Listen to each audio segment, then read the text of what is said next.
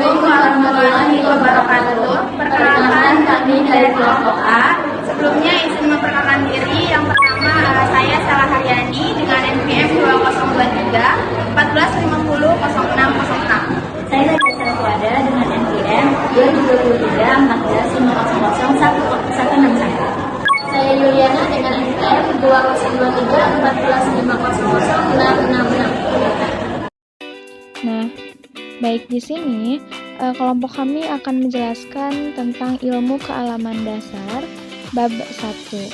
Nah, selanjutnya ada latar belakang.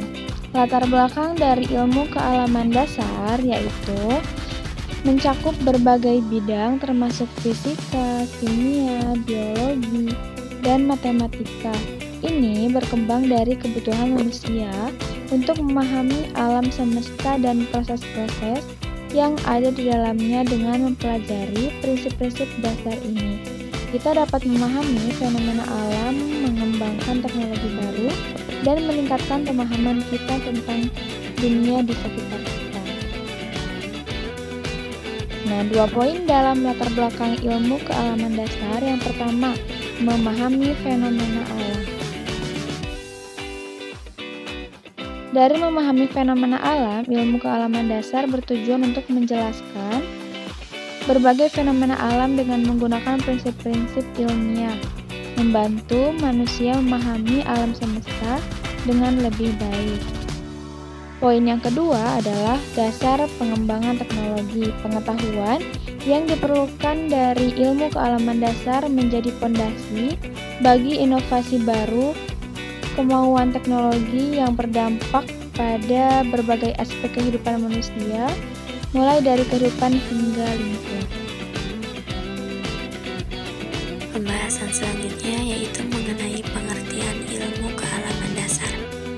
Ilmu kealaman atau alamiah dasar merupakan salah satu mata kuliah yang diberikan kepada mahasiswa program studi bidang sosial sebagai kompeten base yang akan melengkapi mata kuliah inti kejuruannya.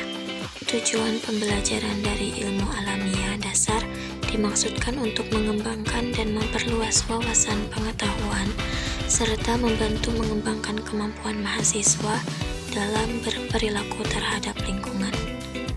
Seperti yang kita ketahui, ilmu kealaman dasar itu terbagi menjadi 3 suku kata. Yang pertama ada ilmu, yang kedua ada kealaman, dan yang ketiga ada dasar. Menurut Kamus Besar Bahasa Indonesia, ilmu artinya pengetahuan tentang suatu bidang yang disusun secara sistematis menurut metode tertentu. Sedangkan arti dari kata kealaman adalah sesuatu yang bersangkutan dengan alam atau sesuatu yang wajar terjadi dengan sendirinya. Sedangkan arti dari kata dasar adalah suatu dasar permulaan atau suatu bentuk tingkatan paling bawah dalam suatu hal. Lalu, sebetulnya apa sih pengertian dari ilmu kealaman dasar itu? Jadi, ilmu kealaman dasar adalah ilmu yang mengkaji tentang gejala alam semesta, termasuk yang terjadi di muka bumi ini. Ilmu kealaman dasar dikatakan sebagai konsep awal terbentuknya ilmu pengetahuan alam dan semua turunannya seperti biologi, fisika, dan kimia. Selain itu, ilmu kealaman dasar ini bersifat relatif dan dapat berubah sesuai dengan kemajuan peradaban atau sesuai dengan pemikiran dan perkembangan zaman serta waktu tertentu. Selanjutnya, ilmu kealaman dasar atau yang kita kenal dengan ilmu alamiah dasar ini sering sekali dianalogikan seperti pohon besar. Kenapa demikian? Pohon besar itu menggambarkan bahwa akar dan pohonnya ini sebagai ilmu alamiah dasar, sedangkan batang dan cabang-cabangnya itulah bentuk dari ilmu tersebut. Selain itu, mempelajari ilmu kealaman dasar atau ilmu alamiah dasar ini sangat bermanfaat sekali untuk individu atau pentingnya ilmu kealaman dasar dalam berkehidupan bermasyarakat. Ilmu kealaman dasar dibahas berdasarkan undang-undang yang diarahkan oleh Kemendikbud. Ilmu kealaman dasar merupakan bagian dari mata kuliah kehidupan bermasyarakat. Mahasiswa diharapkan mampu berperilaku berkehidupan bermasyarakat secara baik terhadap lingkungan, baik terhadap manusia maupun lingkungan tempat tinggal sendiri. Ilmu kealaman dasar sebagai mata kuliah berkehidupan bermasyarakat. Keputusan Direktur Jenderal Pendidikan Tinggi Departemen Pendidikan Nasional Republik Indonesia nomor 44-Dikti/Kep/2006. Standar kompetensi kelompok mata kuliah berkehidupan bermasyarakat yang harus dikuasai mahasiswa meliputi berpikir kritis, kreatif sistemik dan ilmiah, berwawasan luas, etis, estetis, memiliki apresiasi kepekaan dan empati sosial, bersikap demokratis, berkeadaban, dan menjunjung tinggi nilai kemampuan, memiliki kepedulian terhadap pelestarian sumber daya alam dan lingkungan hidup, mempunyai wawasan tentang perkembangan ilmu pengetahuan teknologi dan seni serta dapat ikut berperan mencari solusi pemecahan masalah sosial, budaya, dan lingkungan hidup secara arif. Ilmu kealaman dasar sangat penting dalam kehidupan bermasyarakat karena memberikan landasan pengetahuan yang membantu masyarakat memahami, mengelola, dan memecahkan berbagai masalah yang dihadapi sehari-hari. Berikut adalah beberapa poin yang menggarisbawahi pentingnya ilmu kealaman dasar dalam kehidupan bermasyarakat. Yang pertama, pemahaman alam dan lingkungan. Pemahaman alam dan lingkungan terdapat 2 poin. Yang pertama, konservasi lingkungan. Ilmu kealaman membantu masyarakat memahami ekosistem dan pentingnya menjaga keseimbangan alam. Pengetahuan ini mendorong upaya konservasi dan pelestarian lingkungan. Yang dimaksud dengan ilmu kealaman di sini yaitu mencakup disiplin ilmu yang mempelajari komponen fisik dan biologi dari bumi. Sedangkan memahami ekosistem berarti mengerti bagaimana organisme hidup hewan, tumbuhan, dan mikroorganisme berinteraksi satu sama lain dan dengan lingkungan fisik mereka yaitu air, tanah, dan udara. Keseimbangan alam adalah kondisi di mana ekosistem berfungsi secara optimal. Dengan populasi spesies yang seimbang dan proses alam yang berjalan dengan lancar, seperti siklus air dan siklus nutrisi.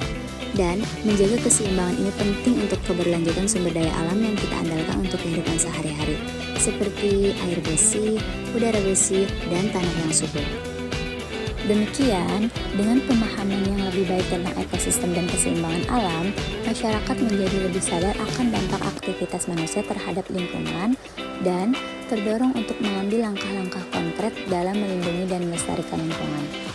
Ini juga termasuk mendukung kebijakan lingkungan yang berkelanjutan, mengurangi jejak karbon, mengelola limbah dengan baik, dan berpartisipasi dalam program-program pelestarian alam. Poin kedua adalah mitigasi bencana. Dengan memahami proses geologis dan meteorologis, masyarakat dapat memprediksi dan mengurangi dampak bencana alam seperti gempa bumi, banjir, dan angin topan. Proses geologis mencakup fenomena alam yang terkait dengan bumi, seperti gempa bumi, letusan gunung berapi, dan tanah longsor. Sedangkan proses meteorologis mencakup fenomena yang terkait dengan atmosfer dan cuaca, seperti badai, angin topan, dan banjir. Memahami proses ini berarti mempelajari bagaimana dan mengapa fenomena ini terjadi, serta faktor-faktor yang mempengaruhinya. Dengan pengetahuan yang cukup tentang proses geologis dan meteorologis, ilmuwan dan ahli dapat mengembangkan model dan sistem peringatan dini untuk memprediksi kapan dan di mana bencana mungkin terjadi. Misalnya seismograf. Seismograf digunakan untuk mendeteksi aktivitas seismik yang bisa menjadi tanda awal gempa bumi. Dan radar cuaca digunakan untuk memantau badai dan pola hujan yang bisa menyebabkan banjir. Mengurangi dampak bencana meliputi mitigasi struktural dengan membangun infrastruktur yang tahan gempa, tanggul untuk mencegah banjir, dan bangunan yang dirancang untuk menahan angin kencang. Serta mitigasi non-struktural dengan mengembangkan kebijakan dan rencana darurat, edukasi masyarakat tentang tindakan yang harus diambil saat bencana terjadi, dan pelatihan evakuasi. Dan pengelolaan lahan yang baik dan pembangunan berkelanjutan juga berperan penting dalam mitigasi bencana. Misalnya, menghindari pembangunan di daerah rawan banjir atau longsor. Yang kedua, kesehatan dan kesejahteraan. Terdapat 2 poin. Poin pertama, pengobatan dan kesehatan. Pengetahuan biologi dan kimia fundamental untuk pengembangan obat dan metode pengobatan. ilmu kealaman juga membantu dalam memahami penyebaran penyakit dan cara pencegahannya. Poin kedua, sanitasi dan kebersihan. Ilmu tentang mikrobiologi dan kimia air penting untuk memastikan kebersihan dan keamanan air minum, serta sanitasi yang baik yang langsung berkontribusi pada kesehatan masyarakat. Selanjutnya, inovasi dan teknologi. Inovasi dan teknologi juga terdapat 2 poin. Yang pertama, pengembangan teknologi. Ilmu kealaman dasar seperti fisika dan kimia adalah fondasi bagi inovasi teknologi yang mempermudah kehidupan sehari-hari, seperti elektronik, telekomunikasi, dan material bangunan. Dan yang kedua, energi terbarukan. Pengetahuan tentang proses alam dan sumber energi membantu dalam pengembangan teknologi energi terbarukan, yang penting untuk keberlanjutan lingkungan dan ekonomi. Contoh-contoh pengembangan teknologi berdasarkan ilmu kealaman. Yang pertama, elektronik. Transistor dan sirkuit terpadu yang ditemukan melalui penelitian fisika memungkinkan miniaturisasi perangkat elektronik dan peningkatan kemampuan komputer. Yang kedua, telekomunikasi. Penggunaan serat optik untuk transmisi data cepat yang didasarkan pada prinsip fisika cahaya dan kimia bahan kaca. Material bangunan. Pengembangan beton berdaya tahan tinggi dan baja ringan melalui penelitian kimia bahan yang meningkatkan efisiensi dan daya tahan struktur bangunan.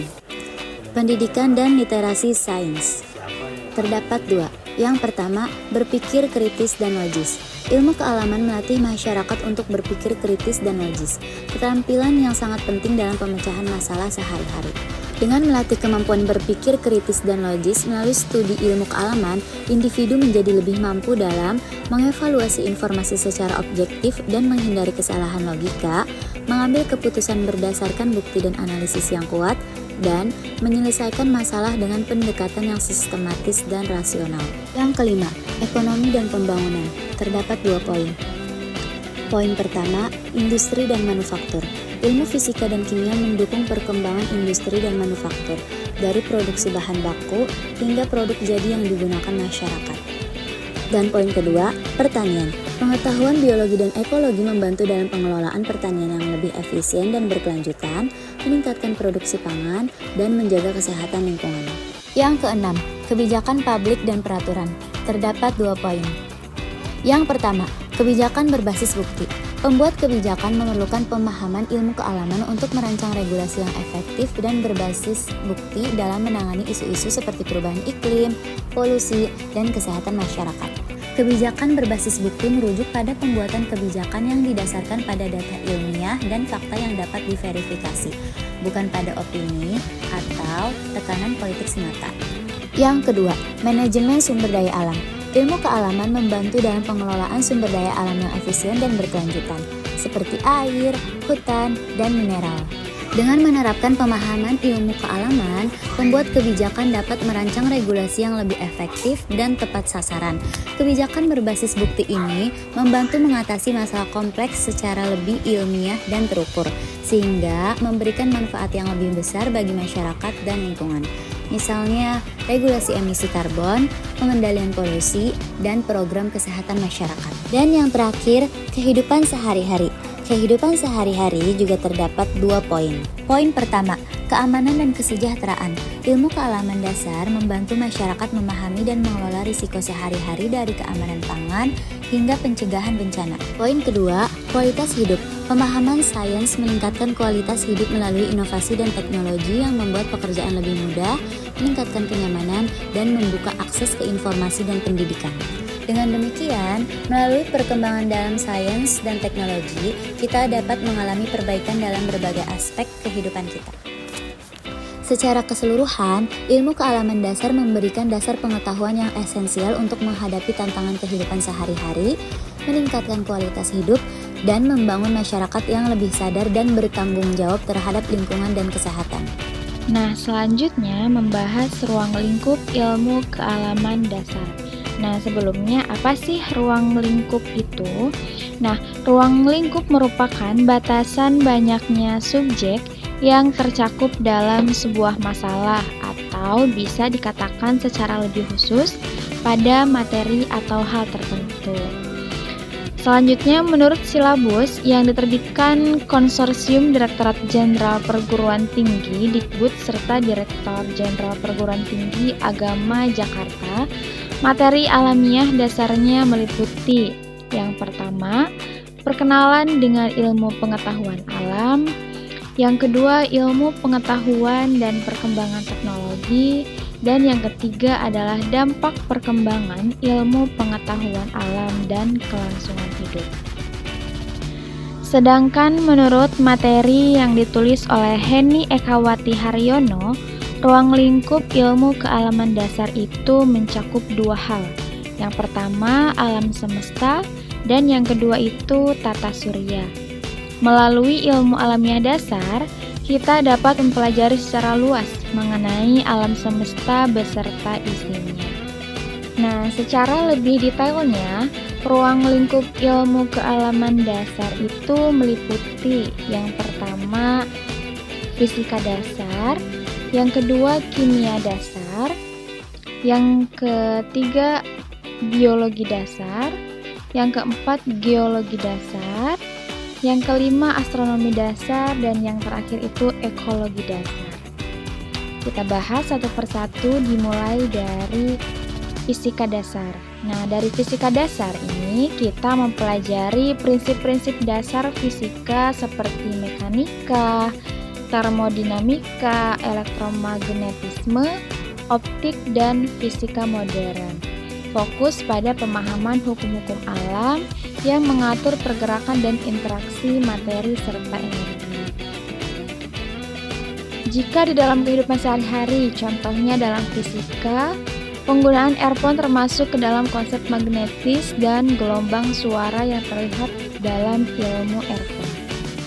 Jadi, ketika mencolokkan earphone pada sumber listrik, magnet earphone akan menciptakan medan elektromagnetik yang akhirnya menghasilkan gelombang suara. Yang kedua adalah kimia dasar. Kimia dasar itu mempelajari struktur, sifat, dan reaksi kimia dari materi. Ini mencakup konsep-konsep seperti atom, molekul, ikatan kimia, reaksi kimia, dan termokimia. Perubahan kimia ini dipengaruhi oleh sejumlah faktor, antara lain suhu, konsentrasi, keberadaan katalis, tekanan, keberadaan cahaya, kehadiran atau keberadaan zat lain, struktur molekul, pH, dan potensial redox atau Sinonim Rom 2023. Jika dalam kehidupan sehari-hari, contohnya perubahan nasi menjadi basi, disebabkan karena apa? Yang pertama itu karena pertumbuhan mikroorganisme atau bakteri. Salah satu bakteri utama yang bertanggung jawab adalah Bacillus cereus. Bakteri ini dapat menghasilkan spora yang tahan panas, sehingga meskipun nasi sudah dimasak, spora ini dapat bertahan dan kemudian tumbuh kembali pada suhu ruang. Ketika tumbuh, bakteri ini memproduksi racun yang menyebabkan nasi menjadi basi dan bisa berbahaya jika dikonsumsi. Yang kedua itu adalah jamur dan ragi. Jamur dan ragi juga bisa tumbuh pada nasi yang disimpan pada suhu ruang, terutama jika nasi tersebut disimpan dalam kondisi lembab. Pertumbuhan ini menyebabkan perubahan rasa, bau, dan tekstur pada nasi. Nah, selain dari proses mikroorganisme, selanjutnya adalah proses kimiawi. Dari proses kimiawi yang pertama itu ada retrodaksi pati. Setelah nasi dimasak dan didinginkan, terjadi proses retrogradasi di mana molekul pati kembali membentuk struktur kristalin yang lebih teratur. Proses ini bisa menyebabkan nasi menjadi kertas dan tidak enak dimakan. Yang kedua ini reaksi Maillard atau reaksi kimia antara asam amino dan gula reduksi yang terjadi pada suhu tinggi dan dapat menyebabkan perubahan warna dan rasa pada makanan. Namun, reaksi ini lebih relevan pada proses pemanasan yang intens dan tidak secara langsung menyebabkan nasi menjadi basi, tetapi bisa berkontribusi pada perubahan rasa. Nah, yang ketiga adalah biologi dasar. Biologi dasar ini mempelajari kehidupan dan organisme hidup, termasuk struktur sel, fungsi, pertumbuhan, evolusi, distribusi, dan taksonomi. Ini mencakup berbagai aspek seperti genetika, ekologi, dan bioteknologi. Jika dalam kehidupan sehari-hari, contohnya perubahan kayu atau bangunan yang lapuk karena adanya lumut menempel, atau contoh lainnya seperti fotosintesis pada tumbuhan. Nah, penjelasannya, fotosintesis adalah proses di mana tumbuhan hijau, alga, dan beberapa bakteri mengubah cahaya matahari menjadi energi kimia dalam bentuk glukosa. Ini terjadi kloroplas menggunakan pigmen klorofil untuk menyerap cahaya matahari dan melibatkan reaksi antara karbon dioksida atau CO2 dan air H2O untuk menghasilkan glukosa C6H2O6 dan oksigen O2. Contoh sehari-hari adalah tumbuhan di taman yang tumbuh subur karena fotosintesis. Nah, yang keempat adalah geologi dasar. Geologi dasar ini mempelajari bumi, termasuk material yang menyusunnya, struktur, dan proses yang membentuknya. Ini mencakup studi tentang mineral, batuan, tektonik, lempeng, vulkanologi, dan proses geologis lainnya. Jika dalam kehidupan sehari-hari, geologi memiliki peran penting dalam mengatasi masalah lingkungan seperti perubahan iklim, polusi, dan kelangkaan air. Dengan mempelajari proses alami bumi, ahli geologi dapat membantu kita memahami dampak aktivitas manusia terhadap ekosistem bumi. Berikut adalah beberapa contoh bagaimana geologi dapat mengatasi tantangan lingkungan. Yang pertama itu penangkapan dan penyimpanan karbon. Ahli geologi berupaya mengembangkan teknologi penangkapan dan penyimpanan karbon untuk mengurangi emisi gas rumah kaca. Yang kedua itu pengelolaan sumber daya air. Geologi memainkan peran penting dalam pengelolaan sumber daya air, mulai dari cadangan air, tanah, hingga sistem sungai. Atau contoh lainnya seperti pelapukan batu. Penjelasannya, karena pelapukan batu adalah proses alami yang menguraikan batuan menjadi partikel yang lebih kecil melalui berbagai mekanisme fisik, kimia, dan biologi. Contohnya adalah batu yang pecah menjadi kerikil akibat perubahan suhu, batu kapur yang larut dalam air hujan asam, atau akar tanaman yang masuk ke celah batu dan memecahkannya. Namanya pelapukan biologi. Dalam kehidupan sehari-hari kita bisa melihat pelapukan batu pada bangunan atau trotoar yang rusak. Nah, selanjutnya yang kelima adalah astronomi dasar. Astronomi dasar ini mempelajari alam semesta di luar bumi, termasuk bintang, planet, galaksi, dan fenomena kosmik lainnya. Fokus pada pengamatan dan teori tentang asal-usul, evolusi, dan sifat-sifat benda langit.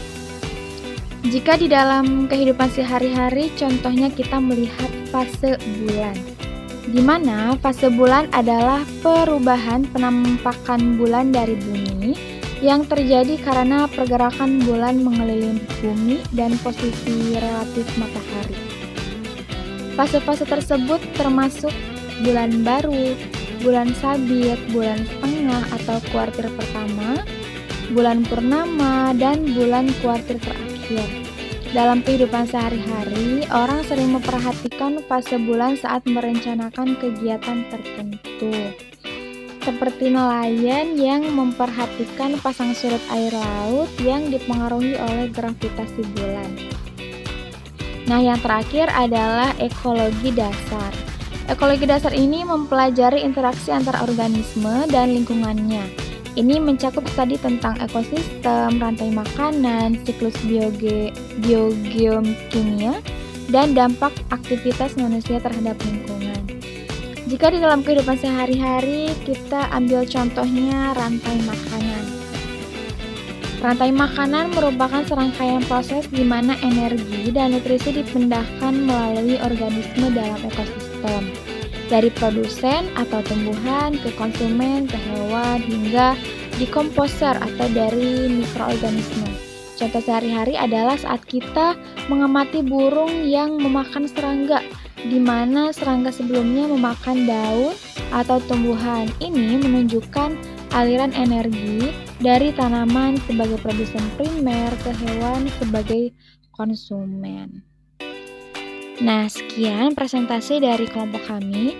Mohon maaf bila banyak kesalahan selama penyampaian materi. Terima kasih. Wassalamualaikum warahmatullahi wabarakatuh.